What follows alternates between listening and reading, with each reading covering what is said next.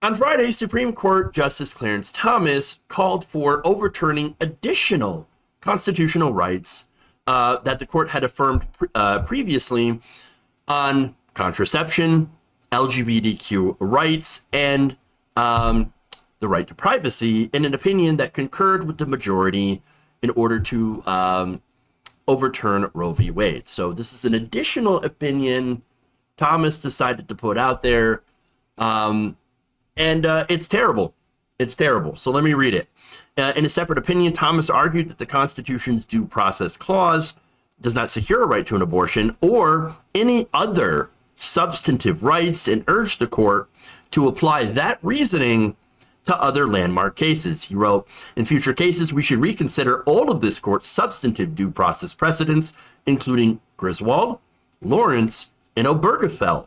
Because any substantive due process decision is demonstrably erroneous, we have a duty to correct the error established in those precedents. So let me give you a quick overview of what those are. In Griswold, Connecticut, the court ruled in 1965 that married couples have a right to access contraceptives. In 2003, the court said in Lawrence v. Texas that states could not outlaw consensual gay sex. And the court's 2015 decision, Obergefell v. Hodges, established a constitutional right to same-sex marriages. So, yeah, here's Thomas. He's coming for the rest of your rights. He's interested. And so are, again, the rest of the conservatives. We warned you. We knew it was going to happen. Ray, what do you think? So this was his concurrence. So he agreed with he voted with the majority in the case, but for a different justification. His was that he thinks that substantive due process should not exist. So, this is a pretty good indication of where the court is going to go, though they did not do so here. They will in the future. And this has been a huge conservative movement. If anyone watched the Ketanji Brown Jackson confirmation hearings, every conservative in the Senate was substantive due process. You may be a terrorist, maybe you're a pedophile. Substantive due process, and while those was insinuating that she was a pedophile and also a terrorist was insane, it was easy to maybe let slip the substantive due process attacks that they were making, because that was a clear indication of where the conservative movement is going as far as the courts go. And, the justices will do whatever the Federalist Society tells them to do. And This is clearly the next move. So that's that. But for anyone who doesn't know, substantive due process also, it started in the Lochner era. You have the right to work freely. You get to choose where you work, right? You still have autonomy over yourself as a worker. The right to free association, to choose who you're friends with. These are all rights based on substantive due process. And eliminating that implicates every single person. It doesn't matter. You don't have to be gay or part of the LGBTQ community or in an interracial marriage. It doesn't matter. This implicates every single individual. This is stripping you of so many freedoms that you enjoy, right? Just being able to choose who you associate with. That is based off of the substantive due process right to privacy, which they want to get rid of. And it's concerning. And it's not just concerning for members of marginalized groups. Everyone should care about this, but they know, and it's so insidious, they know that most Americans don't know what substantive due process is, so they won't understand what's happening while it's going on. I mean, I only know what it is because I went to law school, right? and even now, there's still aspects of the law that confuse me quite a bit. But, you shouldn't have to have an advanced degree to be able to interpret what's going on with our courts. There's so little transparency, and it's scary. It's really, really frightening.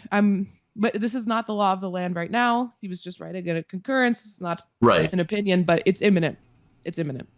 Yeah, and the irony here is this is coming from the so-called pro freedom party, right? We believe in your freedoms so much so that we want to restrict all of your freedoms. Again, this is the party that tried to ban blowjobs, Ken Cuccinelli, if you remember that. Virginia's for lovers, except in that way. We can't do that. Ted Cruz tried to ban having too many sex toys. I think the limit successfully did. The hard limit was 6, wasn't it? Because apparently the 7th one is just too much. Yeah. Having seven dildos, then you're too liberated. Too much. It's too much. Okay, we need to back off on that one. All right, that's too much. That's too much fake penis for you. Okay. I mean, it's the entire thing is ridiculous because they claim to be pro-freedom, but they're really not. It really comes down to freedom for whom? Freedom for corporations, freedom for right-wing extremists. Because, again, those are the people that they're really enabling. We can go back to yesterday's decision when it came to gun laws, okay? Where now the states are not able to even make or enforce their own gun laws. And so that gives people who want to stock up on weapons and maybe use those weapons to do crime. It gives them more ability to do that. And even if it doesn't, right, it creates more of an atmosphere of fear. Yes. And exactly. of course that fear goes and helps these companies, the gun manufacturers and the lobbyists, make more money. And so it really comes down to, protecting the freedom for corporations, big companies, to make more and more money off you being afraid.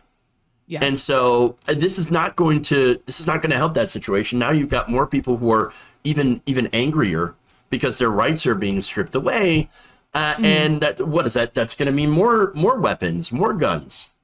Yeah. And when it comes to that fear, right, that's also going to increase self-defense justifications. I was sort of harping on this yesterday because someone said, oh, it's just they're not allowed to prevent people from having concealed carry, except for in certain circumstances, like in Illinois, we have some restrictions, but that's not all that does, right? Because so few people had concealed carry permits in New York, there was not as strong an argument that you could make for self-defense in an argument where you killed the other person, because we see that and people argue it successfully all over the country. I was in an argument with someone. I didn't know if they had a gun. They got aggressive with me, so I shot them. There was a case in Missouri just like 2 years ago where they were arguing over how big dogs can be. They were at a bar having a dispute, 2 men, over how big dogs can be, which is not even really an argument. They can be little, they can be big, they can be very large, like the Kurdish Kangles, or they could be really small, like teacup Chihuahuas. What kind of an argument is that? And then one of them pulled out his gun and shot the other guy. And they ruled that it was justified self-defense because he didn't know if the other person was concealed carrying. So now in New York, you're going to see a huge, like, I hope this is not what happens, but they're going to see a spike of people using that justification because now you really don't know. You don't. Right. That's one of the issues with concealed carry. You don't know if the other person has a gun, and that's supposed to make you feel safer theoretically, but that in actuality is not how it works. Right. You're not safer thinking, oh, that person's not going to pull a gun on me because they think I have a gun. Like, no, it just makes you're jittery. You have trigger fingers now. You're ready to, pull it out at any moment because you don't know. Yeah. Shoot first, ask questions later. Yeah. It's horrifying. And by the way, let me just add in how even more dangerous it is for people that are LGBTQ, because now you're going to have an increase in gay panic defenses, which again are also something that hasn't been outright banned, that people have been successfully been able to use. Oh, well, this person was making unwanted sexual advances towards me, and it happened to be a member of the same sex, or this person was a trans person, and I was very, very scared because everybody keeps telling me that they're pedophiles and groomers and that they're, going to rape people in the bathrooms, and so I had to shoot them. And so that's what all of this leads to. We're living in I can't even say the Wild Wild West, because really in the towns in the Wild West, they actually had more gun laws, like you had to surrender your arms before you were allowed into the town. it's even worse than that. Yeah. We're just in a place where everybody has guns and they're on edge, and we're going through some very, huge divisions politically, and everybody's broke. And so, and by the way, we have a police force that is not even there to protect us because they won't run into a school. 19 of them will stack outside a door as children are being slaughtered inside. Not even seeing if the door is unlocked. Not even seeing if it's unlocked. And then putting out sob stories about, I tried every key on the ring and I prayed that this would be the key that unlocked the door. And, but yeah, I think there's also been like in this moments like these, I mean, and God, there's so many of them now. People say we're living under Sharia law, right? Which that I think is one often a racist comparison, but you don't need to compare it to anything else. This is theocratic Christian fascism. Christo-fascism. Homegrown, babe. You don't need to point somewhere overseas. Exactly. No, this is coming from here. We don't even need to. This is Christian fascism, and it's always been here. And now it's louder, and now it's in power. And pointing to, the Taliban or whatever overseas, it just serves to deflect, to make this something foreign. But this is not foreign. This is as American as apple pie. And we need to recognize that to fight against it.